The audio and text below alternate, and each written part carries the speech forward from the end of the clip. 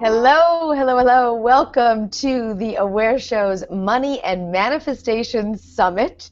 And I am so happy to be here today. It's so funny. I saw a comment from one of the listeners come in saying, do you smile all the time? I totally do. I was looking at some of my picture. Yeah, I do, because I love what I do. And I love the fact that I get to be here with you. And I love whatever mood or whatever might be going on in my life. I get this oasis every single day to be able to learn from amazing mentors in my life, and that you get to learn along with me, and we create a collective energy that just brings consciousness to the world. So yep, I got a lot to smile about. Okay, so today joining us is one of the visionary teachers from The Secret, and also the author of 53 other titles on manifestation, on abundance, and on marketing as well. Dr. Joe Vitale. He is a doctor of money. I just gave you a PHM. So, and Joe, by the way, he is a certified hypnotherapist and also has a PhD in marketing and metaphysical science. So I'm really happy that you're here. Thank you so much for joining me for this rockin' conversation. Boy, is it rocking. I have a doctor in money. I like that, a doctorate in money. I have never heard that before. I'm owning it. I'm accepting my new doctorate. Thank you. I totally made that up for you. Do you like that? I love it. No wonder you're smiling. You got me smiling too. It's contagious. That is funny. Well, I was listening to your one of your calls, and you said on the call, you said that you never have to worry about money again. And I thought that was a really cool phrase. Yeah. What do you mean by that? Well, the bottom line is worry doesn't help. And so when you realize that you never have to worry about money again, ever, it's really a wise statement that your worry doesn't propel you to take action. Your worry doesn't solve your money concerns. Your worry doesn't attract more money.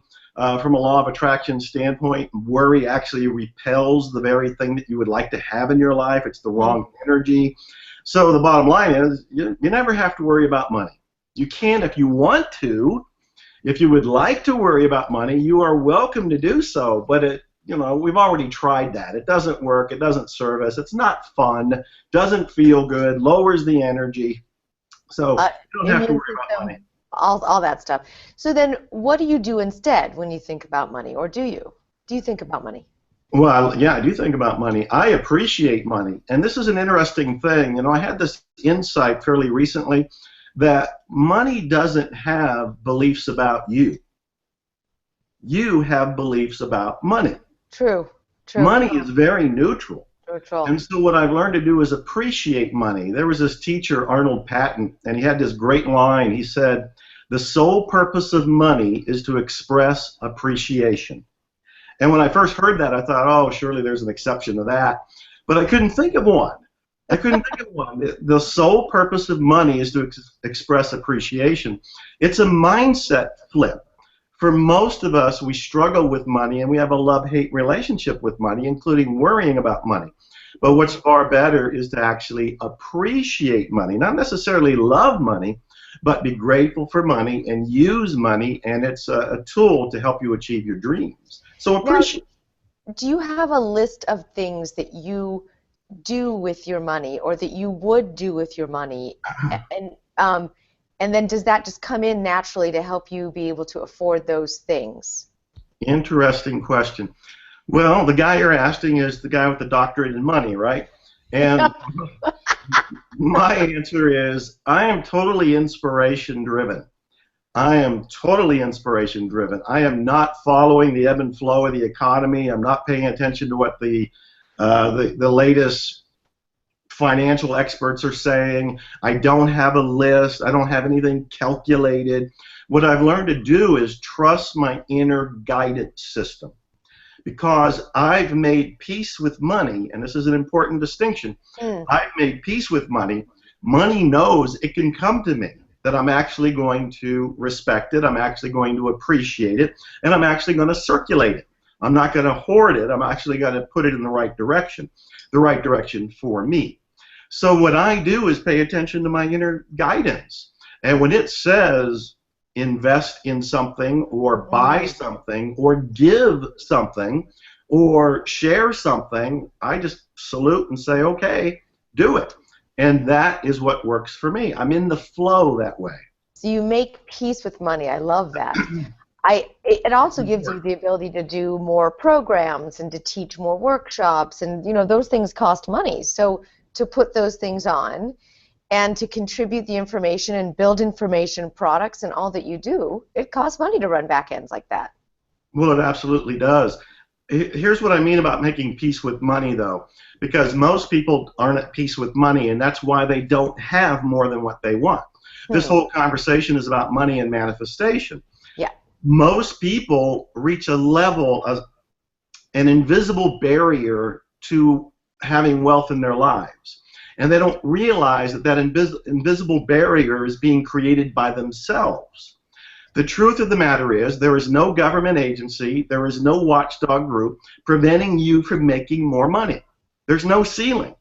You can make as much as you are willing to make, as much as you are allowed to bring into your life.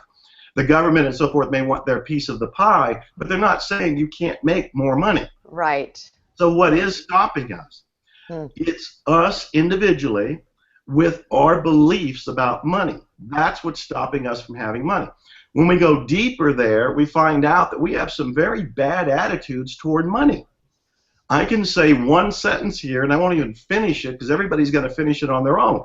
Money is the root of all evil. Yes. Everybody just said evil. Yeah. But the reality is money is not the root of all evil, and that quote is even inaccurately stated because it's a biblical reference, and the biblical reference actually says it's the love of money that is the root of all evil.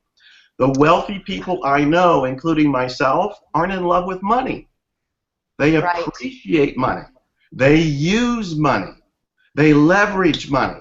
But they don't have a love affair with money. Right. That's what I mean about making peace. When you have that kind of neutral respect, then you can allow money into your life. You can allow more money into your life. And you said allow you to have extra money. That was an interesting concept because most of us think, oh, I need money to buy this car or money to make this happen or bills paid and mortgages and so forth. They're thinking in terms of survival. They're thinking in terms of survival. That's why this is all going back to how they feel about money in their head. Most people think money is bad, or at least bad for them. However, they need it for a car, they need it for their bills, they need it for food. To live in this country, you need money. Yeah. They call it a necessary evil. This is why people usually allow only so much money into their lives and cut off anything more. This is also why a lot of people might win the lottery or inherit money, and very soon they've gotten rid of it because they weren't okay with money. That's what I mean about making peace with money. So, okay, so then let's talk about it in terms of contribution, like you had just said. And, I think about this country. We live in the U.S. here. You have to pay for roads, and you have to pay for the right to, drive on the roads and the gas to put in the car. And, those types of things cost money in other countries as well. There's taxes, there's so forth that's just a part of living on the land that we live on, unless you're off the grid, of course, which is awesome. But it costs money to undo yourself as well, right? Right. To get off the grid. Right. So you have these necessary things that's basic survival things. How do you get out of that place and go into the place where you just don't, like you said, you never have to worry about money again? That's a great question. Basically, it's awareness. When you start to become aware that we're living from scarcity programming, we're living from the media's programming, we're living from the negative mindset that says money's bad, there isn't enough, rich people, corporations are all evil, they're all corrupt, all of this. There's a taint around wealth and around money that has been programmed into us. When we become aware that that's a program, we start to get the shift in consciousness that maybe we have a choice. Maybe we can realize that there isn't a shortage, And in fact, I checked the statistics. There's $1.3 trillion floating around right now while you and I are talking. Wow. This isn't money in stocks or in somebody's mattress. This is $1.3 trillion that's actually in circulation. That is Wow. more money than what I could imagine all by myself. In circulation. In circulation. That's not even counting the money that's parked in different places. So when we start to realize that we have that much money available, we start to think we're actually in a very abundant universe. When we've been tuning into the wrong programming, and some of it innocently. It's not our fault that we think that way, but from the moment we're born, we're downloaded this information from our parents, from society, from the school, from religion, from the government, from the media, and for the most part, they weren't intentionally trying to limit us. They already had their programming, and they were passing it on. So the big shift comes from the awakening that we don't need to live in a scarcity universe. It's like one of those optical illusions. Like you look at this photo, and is it an old woman or a young woman? Depends on how you look at the art piece. It's an optical illusion. Life is an optical illusion. You can look at it and go, yeah, it's scarce. There's not enough jobs. The economy's bad. Just look what the newspapers are saying. Or you can go and look and say, actually, there's more entrepreneurs, there's more millionaires, there's more opportunities, there's more wealth traveling around, more people becoming awakened because of shows like this than ever before in history. So you have a choice. Do you want to come from the scarcity? You want to come from the abundance? Okay, so let's choose abundance today, and that kind of brings us to the conversation that we're talking about how you so powerfully attract money. Your book, The Attractor Factor, you have the other one here, Attract Money Now. I mean, you have so many great books that you've written, 53 of them, on thank you. formulas on how to attract money. How have you come up with these? I mean, how did you even start on what does your brain just love to find how to do things? What's your formulas, Joe? Yeah, it comes from the blood and sweat of my own life. And I mean that very sincerely. And you and I know each other, so you know a little of my story. But having been homeless and having been in poverty for a very long time, I had to find what works in order to help me. Okay. And as I learned what works to help me, I want to be a good person and turn around and share it with others. Yes. I've learned, because I'm also an author, as you pointed out, to communicate as precisely and as concisely as I can. So when I go through my own life journey and I wipe the blood and the sweat and the tears and everything away, and I say, here's the 7 steps that have worked, or here's the beliefs that have helped me, or here's the insights that have helped me, I want to be able to convey it so it can truly help other people. For example, one of the big lessons for me, and I think this is true for everybody, is that your wealth is hiding under the very thing you're afraid to do. Oh, wow. Wow. Your wealth is hiding under the very thing you're afraid to do. I had to learn this the hard way because I was resisting writing books about spirituality, which is what my true love was, and I was writing more conservative books and marketing books and copywriting books, which were doing fine. And I was afraid. I was afraid of what the world would think of me and how it would judge me and how it would ruin me if I came out and said, hey, I believe in metaphysics and I talk to angels and I believe in energy, you know? Yeah. But when I finally did, I released my first book called Spiritual Marketing, which was my blend of both. I remember that.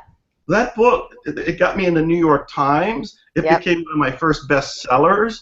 It's been picked up by 5 million people. It was picked up by another publisher. It was renamed The Attractor Factor. That's where the spiritual marketing became The Attractor Factor. The Attractor Factor was the book that got me invited into the movie The Secret. The Secret, that just exploded me into outer space, into orbit. They know me on other planets now because of The Secret. But you can trace it all back, all of this. Trace it all back. The domino effect goes back to I faced a fear.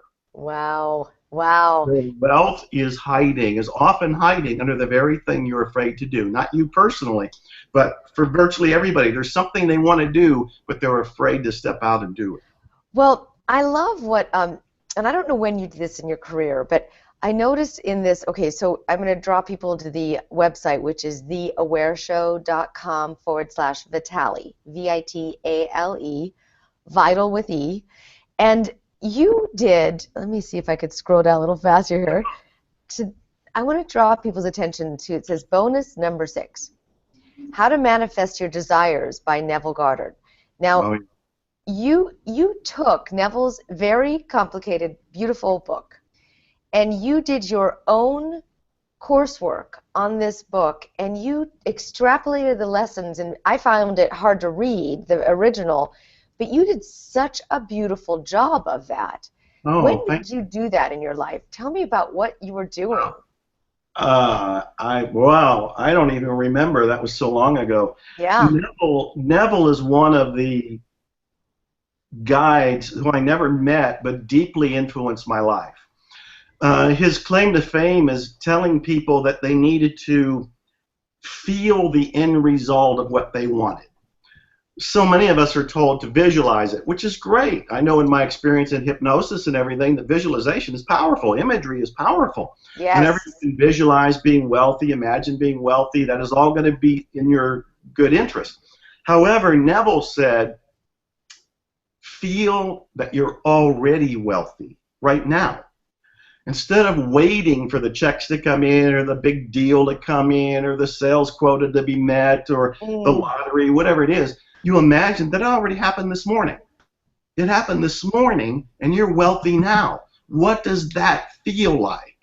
When you step in that holographic feeling, that whole embodiment kind of a feeling, you accelerate it becoming real. Neville said it would harden into fact. It would harden into reality.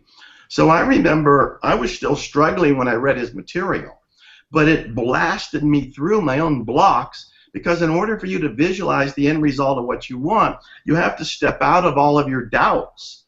You step out of all of your limitations, and you step into the reality that I'm already the wealthy person I wanted to be. How cool is that? And when you feel it, you start to exude it, and you start to send out that signal that actually makes it real. It accelerates everything.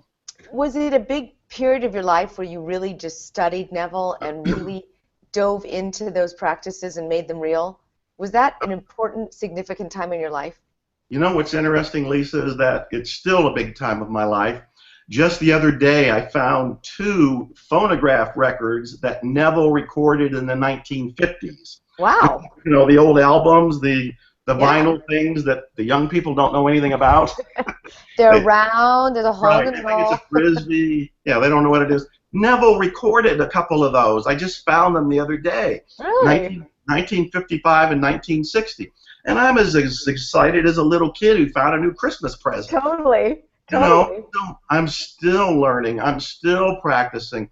I'm still polishing. I'm still looking for all of the different ways I can help myself, and then by extension, help other people. So I'm still studying.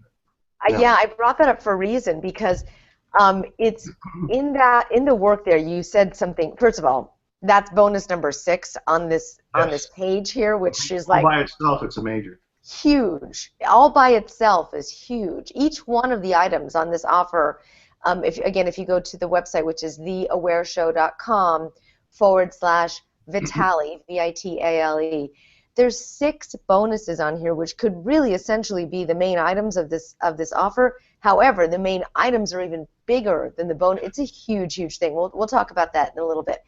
But I love what you said there. You said that feeling the feeling that you already have what you want, and here's the key, so that you don't even feel that you need it anymore.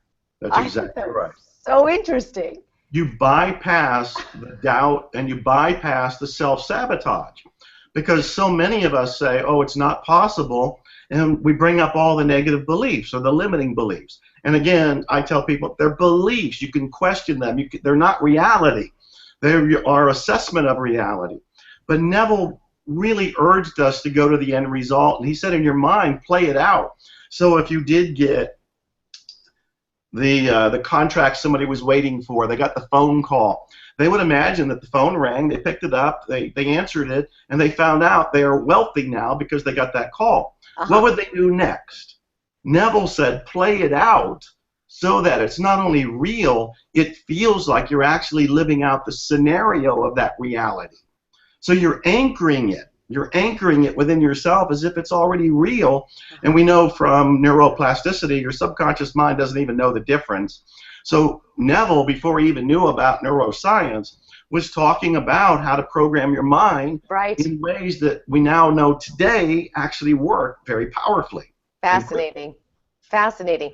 That's basically where the law of attraction was talked about originally, but you've now morphed it into the law of creation. What's the difference between the law of attraction and the law of creation in your mind? Well, in my mind, the law of creation is about taking action. I am a big take action guy. Totally. I know that about you. You sing a song in the shower, you make an album. I mean, you're like... I released my album number 15 the other day. 15. I'm saying I've only been doing this for 3.5 years as a musician and 53 books. So here's the deal. I learned that money likes speed. Money likes speed. Interesting. Okay. And what I mean by that is everybody on this call, they've gotten an idea. At one point or another, they got an idea. Probably a lot of them. Most people talk themselves out of it. They say, not me, not now. I don't have the money. I don't have the time. I don't have the education. I don't have the experience. I don't have fill in the blank. Yep. And they don't take action. The law of creation is about creating.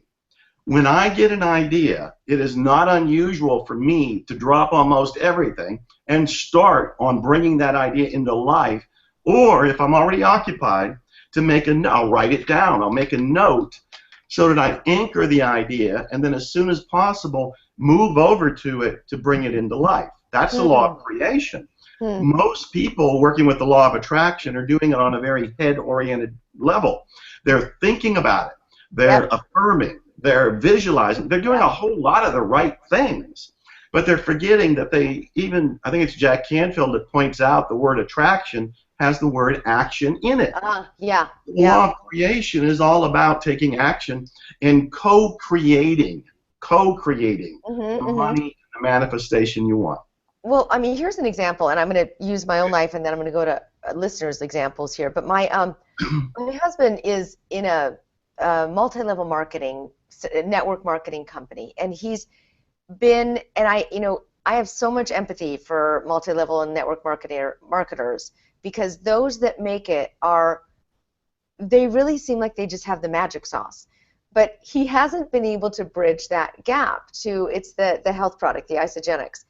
You know about it. So I mean, it's like he hasn't been. And then I used to go to those things, and people would come and talk on stage, and they say, "We just got off a cruise from the Bahamas, and you can own this boat." And I always would look at that and go, "That's them," but there's no way I could get there, because it always seemed like they had something I didn't have, and so my husband's struggling with this a little bit. He doesn't know I'm talking about this, but how do you take something like that, talking about time, where you have to put time in and make phone calls and build connections and relationships, and you really, really want to help people with their health and help them lose weight, and you know that that's a source of pain for a lot of people. How do you get there? Well, you've said two different things here that I want to make sure we address. Okay. And the first one is about when you imagine people coming off the cruise, and you're thinking to yourself, they've got some kind of magic ingredient, it would work for them and not for you. Totally. One of the things that's inside virtually everybody is this self-loathing.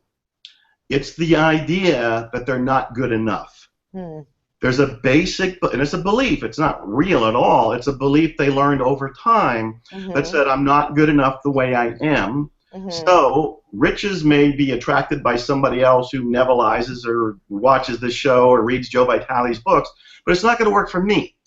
And they're concluding that because of their self-worth.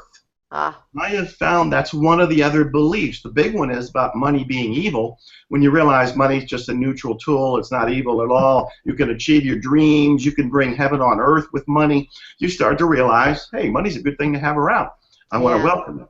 But then the other part is, do I feel worthy of good things? I knew a therapist 30 years ago who would ask people, how good can you stand it? Oh, wow. How good can you stand it? Because for most people, they think, I'm not worthy, I'm not good enough. And that's part of what needs to be addressed. Because when you feel that money is good and that Mhm. you are good, and by nature you are, then you are free to have the time to make the calls or to get on stage to make the presentation. Because here's the other part. When you're in love with a product or service and you really share your enthusiasm for it, some people would call that marketing. I would call that sharing. You're Mhm. sharing your love. And that's Mhm. all I ever do. A lot of people say I'm a marketer, and depending on the strict definition, yeah, I am. I'm really just a big boy who's gotten excited about music or books or something I find like Neville or Yeah. something I'm going to do like an event or a new instrument I buy and I want to play and I want to show off. I get excited and I tell people all about it. That's the level that people feel is persuasive. They Yeah. respond to the enthusiasm. And so I don't know your husband, obviously, True. but but all of this would make sense. You know, when Yeah. you're okay with yourself and you're okay with money, you're okay with your product, you get on stage, you make the phone calls, you find the time, you do Yeah. whatever it takes, and you manifest more money. That's good. That's good. I listened to your call series about how to attract a new car. Oh And yeah. I don't want a new car, but after listening to that, I Yeah. like, Well, wow, that makes so much sense what you did. I mean, you can use it for anything and that's the that point. which Yes. is great because you I used it for a car because most people, Lisa, say, I'm learning the law of attraction, so I'm going to attract the parking space. And I'm thinking, that's really nice, but why don't you attract a car to put in the parking place? That's why I did. I I get it. attracted a new Okay. car. It was great because it really just showed one thing after the next of how people were able to create and manifest these cars by doing your program. And I was blown away. And I mean, you could even teach people how to, create winning the lottery. It's Well, there was one person who manifested $97,000 from that series on attracting a new car. really, She just applied the same principles. And there were other people who, one guy attracted a sailboat, somebody else did a motorcycle. When I was doing the calls, I didn't want to attract a new car. I'm doing the calls to help other people, but by the end of the calls, I attracted a new car. you did too. See, I did it's really too. It was just like it's a side effect of all the calls. it's seriously a very powerful call. It's actually one of the I just want to see it's one of the items here on the offer. I'm just looking over here at it. It's theawareshow.com/Vitale. It's called Attract a New Car, and it really is. It's a series of audios and seriously very powerful because you're using what we're talking about here. Your study, first of all, your experience being homeless and what that created for you. And by the way, there was a belief system there that you shared Yeah. about the fact that you wanted to be like other great people that had a poverty consciousness, right? Yeah, but I didn't know it. And that's how most of us are. We're living out of an unconscious belief system. And I was too. I thought that to be a great author, which is what I wanted to be, I needed to have a dramatic, unhappy, unsettling, miserable life like some of the authors I studied, like Jack London and Ernest Hemingway, both of which ended as suicides. Wow. And I remember we didn't have the internet, I didn't have coaching, we didn't have a call like this. I'm just reading self-help books. And I remember reading about your beliefs creating a reality, and I thought, what belief might be in me to make this miserable experience of homelessness? I mean, I didn't have a car, I didn't have a home. I'm in the Mm, public library. And I remember it startled me. It startled me when I yeah. realized that I was actually creating this life based on beliefs that I didn't even know I had. Wow. And when I woke up that I had those beliefs, I thought, well, what would be better beliefs? And Okay. what would be other authors to model? And when I found other authors and changed my beliefs, all right, I made it. I'm here What now. what is your belief system you live by now, Joe? I mean, I know that you speak all over the world. You've just been invited to speak in Kuwait, which is Yeah. amazing. Yes, it is amazing. For the record, I want to tell you that a first-class ticket to Kuwait from the U.S. to Kuwait, which they're paying, is $20,000. Yes, I'm saying it because of the reaction that you just gave me. It's a long way, I guess. Well, I don't know what I'm getting for $20,000, but I'm not paying the $20,000. I'm expecting a chiropractor, a masseuse, a bottle of the oldest scotch. I don't know what else I'm getting there. But I'm saying it because part of this is when people hear $20,000, it probably pushed the button. They Yeah, probably had an unconscious reaction. It said, that's too much. That's ridiculous. What's worth $20,000? It's only right. a flight. I don't think like that. I don't think like that anymore. What I think is that there's more than enough. I'm worthy of the first class of everything. The more I spend, the more I receive. The more I give, the more I receive. The more I use money to fulfill my life purpose, the more money comes to me Mm, tenfold over and more. These are all in the domain of what I believe. those are I believe great. I have a choice on what I see out there, and I choose to see the abundance everywhere. I see. I would take the $20,000, charter a plane, and bring a bunch of people. That would be that's my I like it. You'd have a party. that's You'd my have, style. I like I it. like having friends and family involved. The Um, Lisa party plane. I like it. I like, okay, so listeners, I mentioned I would get to your questions. So Denise in Missouri is saying, I have a few of your programs and books. In the midst of everything, ooh, I lost my daughter last year. How does one deal with grief and guilt and try to stay positive? Woo! I got chills on that one too, Lisa. Yeah, I didn't see that one coming. Sorry. Yeah, but my heart goes out to you, my friend, Yeah, Denise. mine as well. Okay, I lost my wife in 2004, Oh, and I lost my dog last week. I know that grieving is part of the life experience. mm, I heard the comment about grieving, and I heard the comment about guilt. I yeah, think grieving is natural, and I know that in time it'll be easier. When Marion died in 2004, I cried every day for a year. yeah. Not in public, but I mean, I cried every day for a year. Today I don't. With time, I mean, I miss her and love her, but I don't think about it and I don't cry. The grieving has been healed. The same with my puppy, who died last week after 15 years. That was kind of expected, so it's a little bit easier. So the No. first thing I'm saying is grieving is natural. The guilt, however, you had nothing to do with that loss. I had nothing to do with Marion's loss. I had nothing to do with my puppy's loss. We all have free will. This is part of the life process here.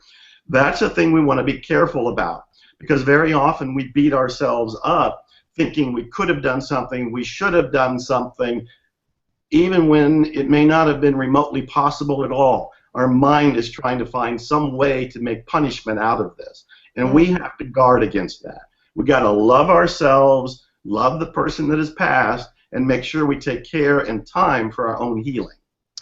I do understand her point though, because sometimes grief can be debilitating. It can make you not move forward, not want to move forward. Right. And so she says stuck is one of the Uh, feelings. Is that how does she feel moving? Wait, that was a different question. It was how does one deal with grief and guilt and try to stay positive and live in gratitude? That was the second part of that. yeah, well, staying in gratitude is a little bit easier because what you want to do is focus on the great times you had together, the great memories you have. And just this morning, Narissa and I were talking about the puppy we just lost, and she said, I would like to have some help in remembering all the good times because right now all I remember is the illness, and the passing. And within a minute, we were smiling and laughing because we were remembering all the joyful little toy times and playful times and puppy times and all the great times we had together. It only took 1 minute of memory to stir up the good feelings. I'll share with you real quick. Yeah. We just lost our 15-year-old cat, Oh, and my daughter was having a really, really like big meltdown about it last night. And yeah. because this cat was a healer. I mean, anytime anyone had an issue, she would lay on your head if you had a fever. I mean, she was a healer. So Kayla, who's 12, she said, why don't we get one of those Shutterfly pillows and get a bunch of happy pictures on the pillow and then snuggle with the pillow when we need to. And I thought that was Oh, really nice. great. Maybe you can do that with your puppy. That's a beautiful idea. It's really Beautiful idea. fun idea. And So the person who wrote in can do the same thing. yes, absolutely. Okay, this one is saying, how do I clear limiting beliefs? Well, I'm sorry. Maybe you can talk about. Let me go back to this. Sorry, lots came in since then. All right, what Okay. is the best and most efficient way to clear limiting beliefs that have kept me stuck and in self-sabotage? Self-sabotage. Shirley from Sacagawea. Yeah. Well, I'll tell you, we all have that to one degree or another. That's why we all want to keep working on ourselves. The number one way to do it is with coaching. Coaching is when you have somebody who can listen to you Good point. objectively. That's the number one way. Mm-hmm. The second way for me is to question beliefs. In other words, when a belief surfaces, and sometimes you don't even know what a belief is, which is why it's good to have somebody listening to you, because they can say, that sounds like a belief, it's not a fact. Yes, The way what you did with me. Yeah, a way to determine what a belief is to ask, does everybody agree on it? Is it measurable? Is it specific? Is it something that you can take out a ruler and science can go and measure it? Or does it sound more like an opinion? Because if you say something like, I can never get enough money, it's not a fact. That's a belief. It might be based on your past experience, but it's not a future projection because you don't know what the future is going to bring. And you can change the future by nebulizing what you want today. So the very first thing I do is I question beliefs. For example, I mentioned about having music, and I've got 15 albums now. Well, 4 years ago when I decided, well, it's on my bucket list, I want to be a musician, all the fears and the doubts came up. Who am I to do this? How do I learn guitar? How do I learn to write songs? How do I do blah, blah, blah? And I could have given in, but I knew they were all beliefs. I took a songwriting workshop with Ray Wiley Hubbard and Kevin Welch. And Ray Wiley said whenever doubts come up for him or beliefs, he would say, where's the proof that you can't do what you want to do? Where's the proof?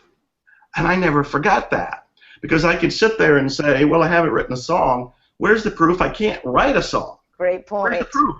I may not have done it yet, but that doesn't mean I can't. I may not have gone into the studio to record a song yet at that time, but where's the proof I can't go record one? Yep. So I love questioning beliefs with a mindset like that, where you go and ask, is it true? Is it true for everybody? Is it true for me? Do I want it to remain true? Where's the proof? You can dissect it and weaken it that way. You have a way of really inspiring people. I just had that thought this morning that I used to be a dancer, and I danced professionally, like music videos, 25 years ago, Joe. And then I said to myself, my daughter this morning on the way to school, I said, I really want to take a hip-hop class again. But I'm too old. Now, hip-hop came in when I stopped dancing, and then I had all these self-doubts, and you're absolutely right. I should go back and I should just take the hip-hop class. Just go sign up and do it. Just override it and go do it. We don't forget that. I want to see the hip-hop video. That'll be interesting. Okay, here's a really great question. Someone's asking if you could talk a little bit more about guilt. If you have abundance and others don't, for example, the USA, abundant country, poverty of other countries, how do you deal with that wealth factor where you feel guilty in having the things that we have? And let's broaden this conversation to more of a global conversation. And then you go into a place like where, certain pockets of India or places where there's poverty, you just feel like you want to just give everything. And Right. How do you deal with that, still having more, and like we're talking in this series, money and manifestation, when there's abject poverty around the corner and in other countries? Yeah, there's a lot of depth to that question. You have to understand, first of all, that cultures have belief systems. And we're Hmm. not dealing so much with there being lack in one place and abundance in another place. We're dealing more with there being a mindset of abundance in one place and a mindset of lack in another place. Wow. That's a big one right there. I mean, we can stop and soak that up for a second. But for example, when I went to Peru, I spoke there years ago, and I went through the countryside.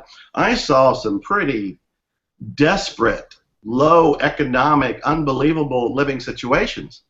And then I realized none of them were unhappy. I was unhappy thinking they should be unhappy, but Interesting. they weren't unhappy. Huh. I was the one comparing my lifestyle, or what I've seen even in America, to what I was seeing there. And what I saw there were they were happier than many of the abundant lives that I've seen over here. So there's a whole lot of judgment going on. So we got beliefs going on, we've got comparisons going on, and then the other aspect of this, and I think this is where the Awaken Millionaire really comes in. Mm. You try to make a difference in whatever way you can.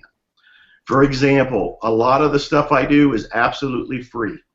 I'm giving away things like my Attract Money Now book, and of course I write on my blog all the time, don't charge anything for it.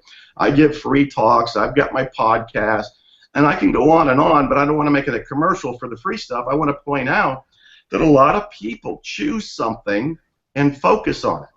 For example, I started a movement to end homelessness. Yes, you It's did. called Operation Yes, Yeah. Y-E-S. I put up a website, operationyes.com. I compiled a book. It's at operationyes.com. It's also on Amazon. And part of that is to help people realize there's choices, that they don't have to be a victim. A lot of times, even me, when I was homeless, I didn't know what my choices were. Hmm. I didn't know what my options were.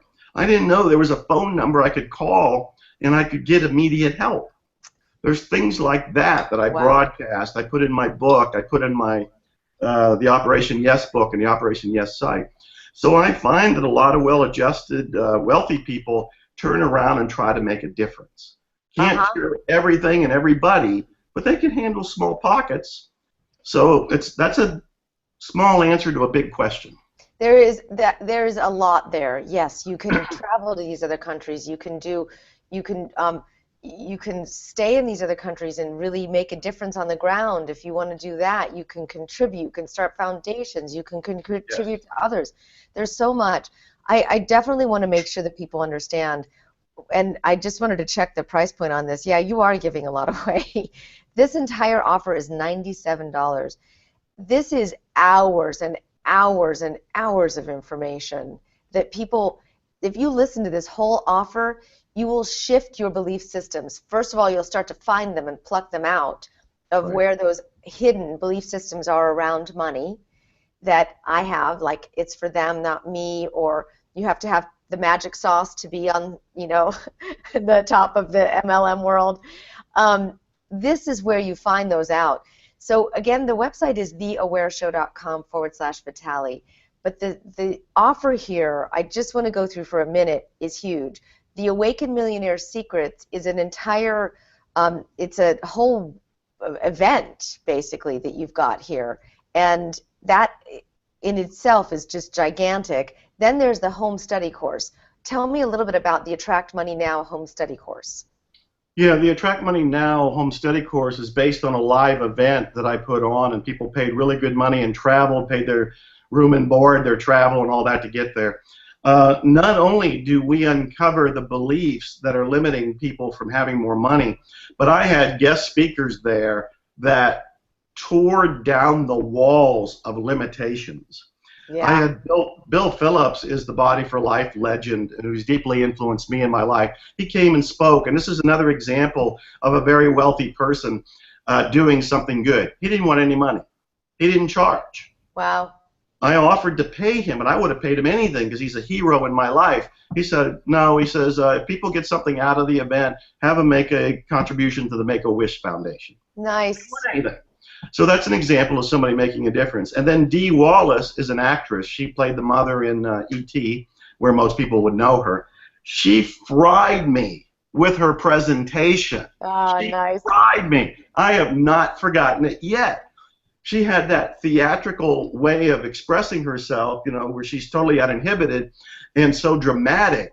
But she was talking about our relationship with money. And the way she framed it by asking about our relationship with other people and what would be our ideal relationship in life, and then asking, do we have that with money? No, probably not. Oh, it woke me up to realize none of us think about money in terms of having a relationship with it. It's just something we complain about or complain not having enough. So it's things like that that were just eye-opening, mind-expanding. That's really eye-opening. Can you imagine having a relationship like the one you have with money, where you can't, where you don't treat it well or you throw it away? Yeah, no communication, no love, no appreciation. Yeah. Or you idolize it, but you don't want it. Yeah. And I had a bunch of guest speakers in that one as well. I call them speed speakers because I gave each one of them 20 minutes, and I said, you got 20 minutes to give us your best stuff, to the point, tear our heads off, wake us up, show us how we can attract more money, and get off the stage so I can get the next person up there. Yes, and one of the cool things about that is you get a lot of tools. There was a woman on there about internet marketing and how to get your word out there in social. I mean, there's a lot of great tools that you had. There's a lot of speakers here. Raising entrepreneurs, God, good stuff. Really good stuff. That was Scott York, and you got to hear this because people think you talked about being too old there a second ago. He's teaching his 5-year-old kids and 6- and 7-year-old kids how to make money online. Yep. He's got them learning how to be an entrepreneur. Yep. And what he's teaching them is good for me to hear and everybody else that ends up getting that program. This is eye-opening stuff. Yes, stuff. It's completely possible. And any country you're in, by the way, you can do this, especially India. I don't know why I'm thinking of India. But or Kuwait. I mean, you're going there. It's just Africa. I mean, if you have access and if you can find an internet cafe, you can get yourself to Joe's offer here, and you can learn some of these ways on how to make your business online. You can start it from wherever you are. You don't even need a computer. You can go to a cyber cafe. You can create something there. You can create a couple $100 a month, and you can live on that. I mean, in certain countries, I'm just widening the perspective here. I don't like this series to just talk about, you know, a bunch of whiny people saying, well, I want more money. I really want this series to be of contribution to the world.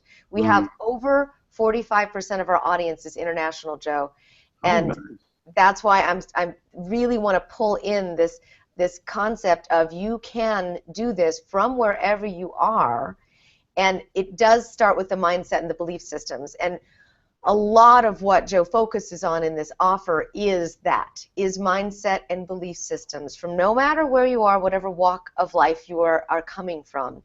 So okay, here's another question about a woman who has just made enough to barely get along. She just barely pays her bills every single month. So she wants to know what she can do right away to start to empower her relationship with money and being in that state of abundance. Well, the number one thing to do is, first of all, appreciate yourself for what you're already doing and applaud yourself for carrying on and making ends meet and doing what you're doing. A lot of people don't. A lot of people give up.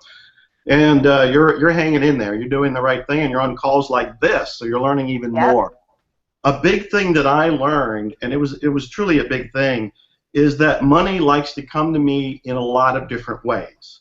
Okay. When I thought that money only could come to me one way, and early on, I thought that. Early on, when I was a writer and wanted to be a writer, I thought, well, money could only come to me through my published works, and that's all my mind would allow. So I had filters, and I had blinders. I couldn't see over here. I couldn't see over there because I just thought one way. Sure. A lot of people think that in terms of jobs. They think, well, I have a job and I'm working and I'm just getting by, but that's all I can bring in. And sometimes they think within the job, if I got more money or got a promotion, I'll do a little better. But what I've learned is when we expand our world of possibilities and allow for multiple streams of income, that's when you can actually be wealthy. And you can have more money easily coming in, but you can actually get to the point where you're wealthy, because even right now as I'm talking to you, I'm making money from all kind of ways I can't even name, because I've got so many pathways. So you're diversified. So do you think, just as a business tip, diversification is the key to making abundant? Absolutely. What I tell people is to think more like an entrepreneur. And what an entrepreneur does usually is they're listening to complaints, their own and other people's. Because when you hear a complaint, an entrepreneur in their head should be having a little flip go on saying, who can make that into a product or service? How can I solve that problem? Or if you say a complaint, how can you solve that complaint by turning it into a business of some sort? So for that person, I would begin to start to think outside of the box, start to think a little bit like an entrepreneur, maybe think, is there something I could write about and I could turn it into an ebook, or I could record and turn it into a digital audio program that I could sell. And again, there's so much to say on this subject that I can't do it in just seconds, but you can even be an affiliate for somebody else's program that you don't want to make one, but there's one you love. Maybe somebody made a difference. You bought a program that inspired you in some way. Be an affiliate for it, which means you're a salesperson for it. Tell other people about it, and whenever they buy it, you would get a commission for it. I mean, this is just peeking into the window and opening the door a crack to what's possible beyond the blinders of just a job. I mean, everybody has a hobby. You could do a little video on your phone, which takes, or wherever, of how to grow the best vegetables and your secrets on how to grow carrots. I mean, have you ever put them in the ground and they don't? Okay. Anyway, you could when to plant kale. I mean, there's things you could do your own hobby. Someone could send me a video on how to do a hip hop class. You know, yeah, the beginner's guide to hip hop. Beginner's Guide to Hip Hop. Yes. A friend of mine wanted to do a video on how to dance at a bat mitzvah. She's like, nobody knows how to dance at a bat mitzvah or a wedding. This is what you do so you don't look foolish. But see, you're illustrating perfectly the opportunities that are around there. There are things like this, and if I was able to talk to this one person who wrote the question and feel out what her experience is, what her background is, what her hobbies are, what her education is, I'd probably find something that she can turn into a product like what you're talking about. Very cool. One more person, and I want to get to live callers. We just have a few minutes, but I definitely, look, we have Joe Vitale here with me on this wonderful Google Hangout format. He's such a wealth of information, a master in terms of coaching.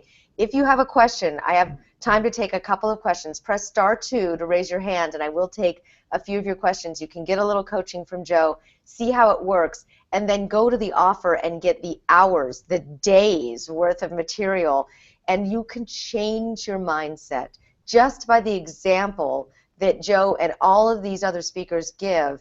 And, I mean, he's written books on this and done it in his life, from homelessness to now speaking in Kuwait. I mean, this is someone you want to listen to.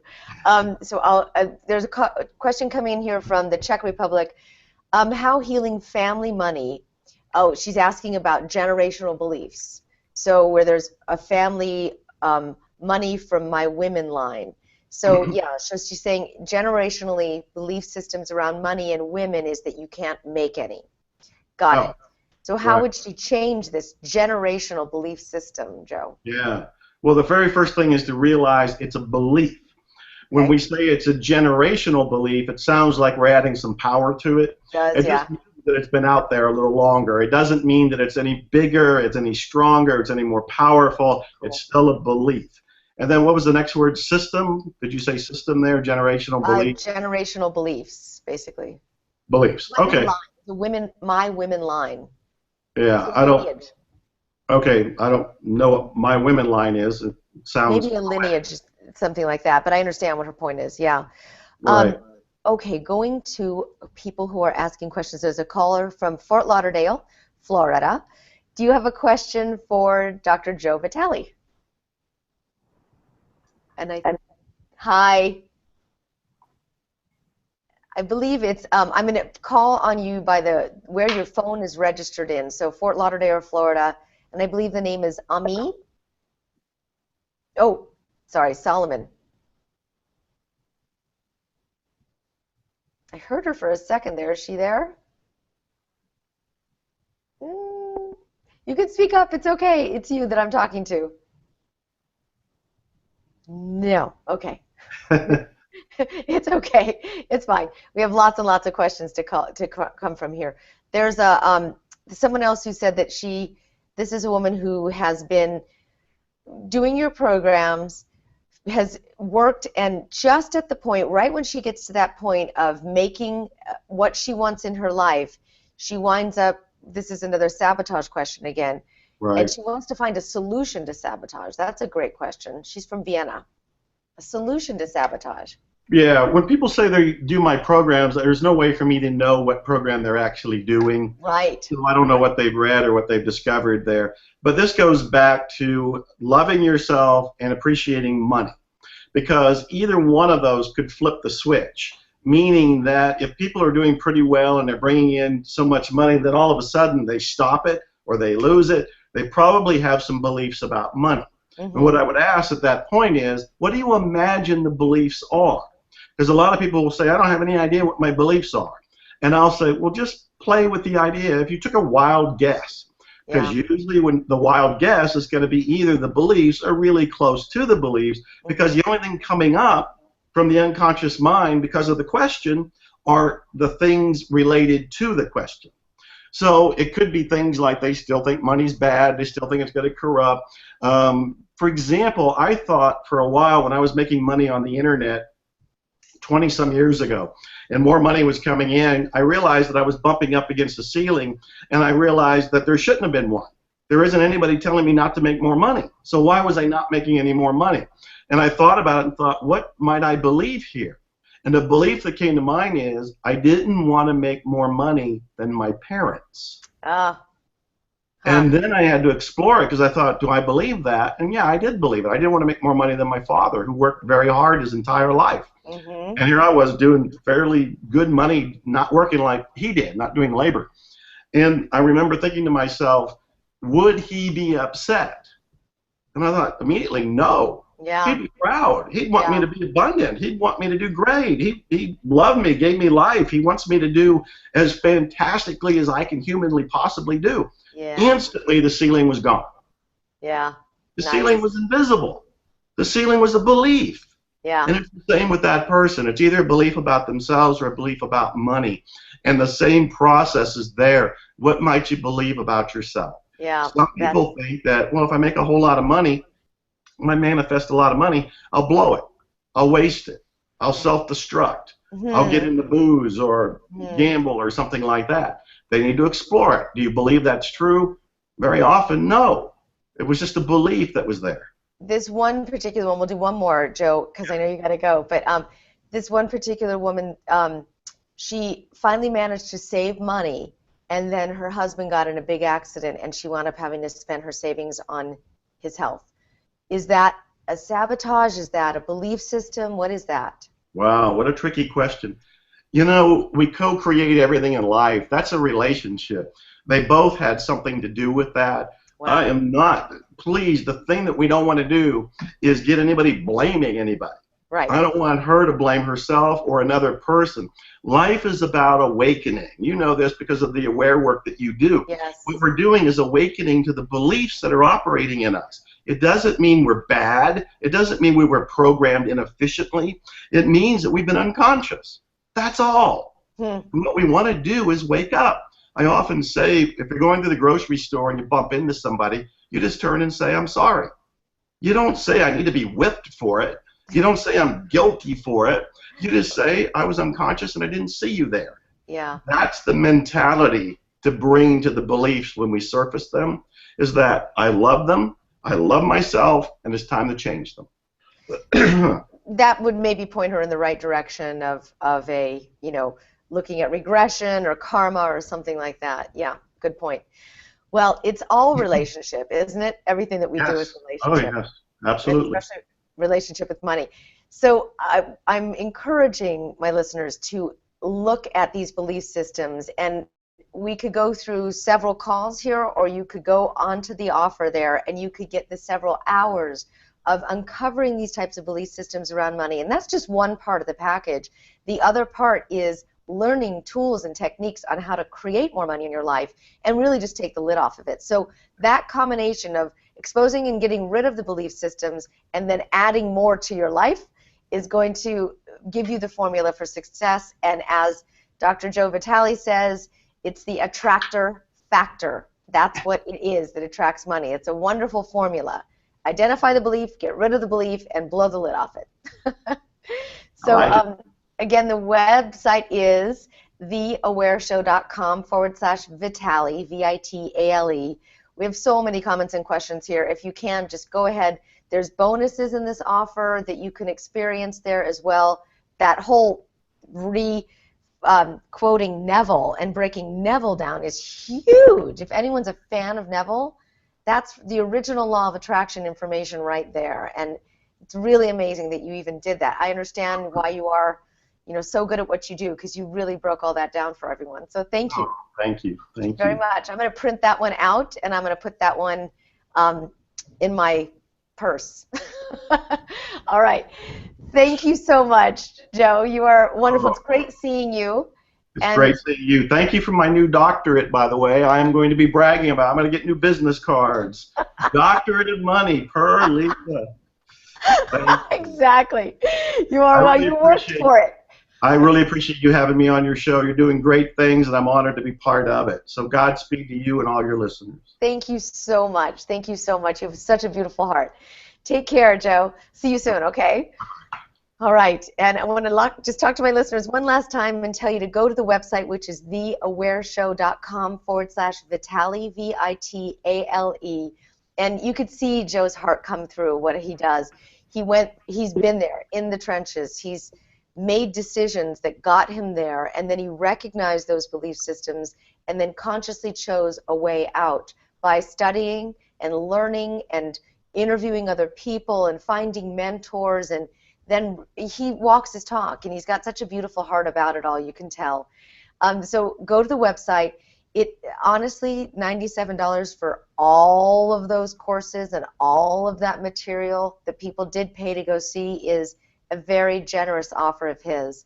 And I know that he sold those programs for much, much more to the people after they went to those programs, because I definitely know that for sure. So he bundled all of this together just for the Aware Show listeners. He packaged it all together, dropped the price very low, and has to be for a limited amount of time on this one. Some of the offers we can keep open longer, but this one, because it's in competition with other price points that he has, and he's put these courses at, we have to keep this one limited. So go ahead and jump on right now if you can, theawareshow.com/Vitale, Vitale, and grow. Grow, listen, change, choose, and enjoy, by all means. Until next time, I invite you to stay aware.